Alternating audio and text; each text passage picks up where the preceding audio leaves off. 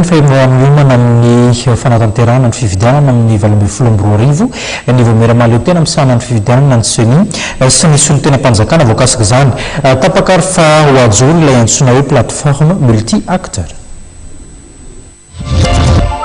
Naorato amin'ny solotena fitantanan-draharaha-mpanjakana izay misehatra amin'ny tontolon'ny fifidianana androany tolakandro ireo mpikambana ao anatin'ny voamera-pirenena Maliotena misana ny fifidianana ny seni nomelabelatra ny vina entiny anomanana ny fifidianana ho avy indrindra ny fifidianana filoham-pirenena amin'ny taona 2024. Ny fametrahana ny plateforme multi-acteur andraisan'ireo vondrona maro samihafa toy ny fitantanan-draharaha-mpanjakana, ny fiarahamonim-pirenena, ny antoko politika, ny mpanao gazety ary ny mpiara-mobonatoka iraisam-pirenena an-daniny ary ny fampahafantarana ny paikady amin'ny fifidianana ho avy no nivohitra tamin'izany.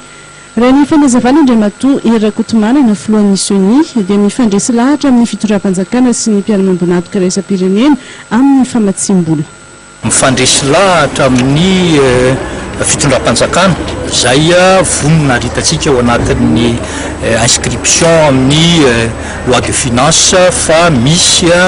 amin'izao fotoana izao zany zao ny seni dia misoratra ao anatin'ny loi de finance tamin'ny loi de finance rectificative teo isaoran'izay zavatra zay. Ny faharoa koa tsika dia mifandresy lahatra amin'ny mpamatsy vola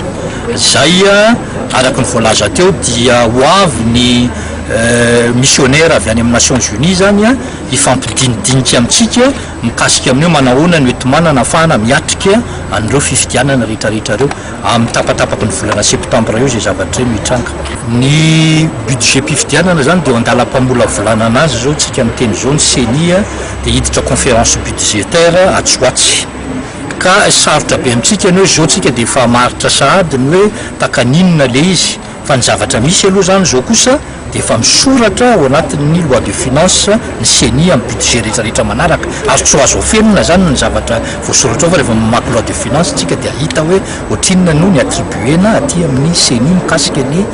fitantanana fifidianana. Nanamafy ihany koa ny filohan'ny seni fa isy ny fanatsarana ny lalàna amin'ny fen'ny fifidianana. Isy araka izany ny tolo-kevitra entina hanatsarana izany lalàna izany amin'ny farany ity taona 2024 ity.